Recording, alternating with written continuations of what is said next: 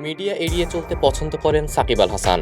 গণমাধ্যমের সাথে সবসময় দূরত্ব বজায় রাখেন, এমনকি তীব্র বিতর্কিত পরিস্থিতিতে যেখানে বলা প্রয়োজনীয় সেসব মুহূর্তেও চলছেন একই নীতিতে।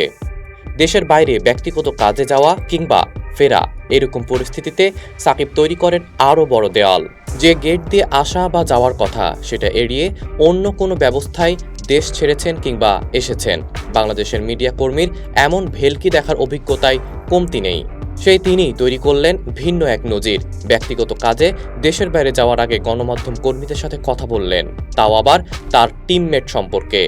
গণমাধ্যম কর্মী হবার দরকার নেই, যারা চেনে তাকে, অনুসরণ করে, তাদের কাছে এরকম সাকিব একদমই অচেনা। বিশ্বকাপের ম্যাচ ডেতে ঘুমিয়েছিলেন তাসকিন, ভারতের বিপক্ষে খেলতে পারেননি। সম্প্রতি দেশের শীর্ষ গণমাধ্যমে এমন খবর প্রকাশ হবার পর ব্যাপক শোরগোল। এই নিউজ যেই মিডিয়াতে এসেছে সেটা ক্রিকেটের নানান খবর বেখবরে বরাবরই আলোচিত সমালোচিত। সেই আলোচিত খবর ইস্যু বানিয়ে প্রতিদ্বন্দ্বী মিডিয়া থেকে এমনভাবে সাকিবকে প্রশ্নটা করা হচ্ছিল, টিমের ভেতরকার খবর বাইরে আনার জন্য দোষটা সেই মিডিয়ারই, যাতে এমনভাবে জবাবটা দেন। প্রসঙ্গক্রমে অতীতে বিভিন্ন সময় দলের ভেতরকার নিউজ পাবলিক হওয়ায় বিরক্ত হয়েছেন সাকিব। তবে যেখানে এবার বিসিবিও তাসকিন ইস্যুতে কথা বলছে না, সেখানে সাকিব নিজেই খুলে ফেললেন পর্দা। সামনে নিয়ে সেদিনের ঘটনার প্রকৃত ছবিটা। দোষ তাসকিনেরই। ক্রিকেটে একটা নিয়ম আছে, দলের বাস কারো জন্য অপেক্ষা করে না। যদি কেউ কখনো বাস মিস করে, তারা পরে গাড়ি নিয়ে মাঠে আসে। ওয়েস্ট ইন্ডিজের ট্রান্সপোর্টের সাপোর্টটা অনেক কঠিন ছিল। যখন তাসকিন পৌঁছেছিল মাঠে, টস হওয়ার 5 থেকে 10 মিনিট আগে। স্বাভাবিকভাবে কঠিন ছিল ওই সময় তাকে দলে নেওয়া। তাসকিন পরে এর জন্য দলের সবার কাছে ক্ষমা চেয়েছে।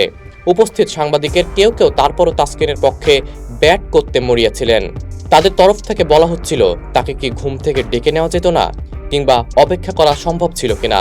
ডিফেন্ড করার তোয়াক্কা না করে এবারও টিমমেটকে কাঠগড়ায় দাঁড় করালেন, যেন আগে থেকে তিনি ঠিক করে রেখেছেন কি বলবেন, একটুও বাঁচাবেন না জুনিয়র টিমমেটকে। বড় প্রশ্ন, সত্য প্রকাশ না করে সাকিব আল হাসান ঘটনাটা আড়াল কিংবা এড়িয়ে যেতে পারতেন কিনা। অন্য কোনো ক্রিকেটারের বিতর্কের ব্যাপারে এর আগে কখনোই মন্তব্য করেননি সাকিব। এমনিতেও অন্যান্য দেশের বড় ক্রিকেটাররা আরেক টিমমেটের কন্ট্রোভার্সি নিয়ে কথা বলেন না, বরং পারলে তার পক্ষে কথা বলেন।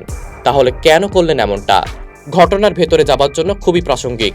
এর আগে ব্যর্থ বিশ্বকাপ মিশন শেষে সিনিয়র ক্রিকেটারদের বিরুদ্ধে চাই এমন বক্তব্য দিয়েছেন তাসকিন। মিডিয়াতে বলেছিলেন, 2 জন সিনিয়র ক্রিকেটার অফ ফর্মে থাকার প্রভাব দলের ওপর অবশ্যই পড়েছে। সাকিব আল হাসানের দেওয়া সবশেষ স্টেটমেন্টে আবারও ভুল ধরেছেন তাসকিন। বলছেন, ভারত ম্যাচের আগে আমার একটু দেরি হয়েছিল, তবে যেটা বলা হচ্ছে টসের পর গেছি, এটা ভুল। টস হওয়ার আধা ঘন্টা বা 40 মিনিট আগে পৌঁছেছিলাম মাঠে। সাকিব আল হাসান, তাসকিন আহমেদের বক্তব্য। পাল্টা বক্তব্যে ফুটে উঠেছে বিশ্বকাপ চলাকালীন দেশের ক্রিকেটের ড্রেসিং রুম কেমন ছিল।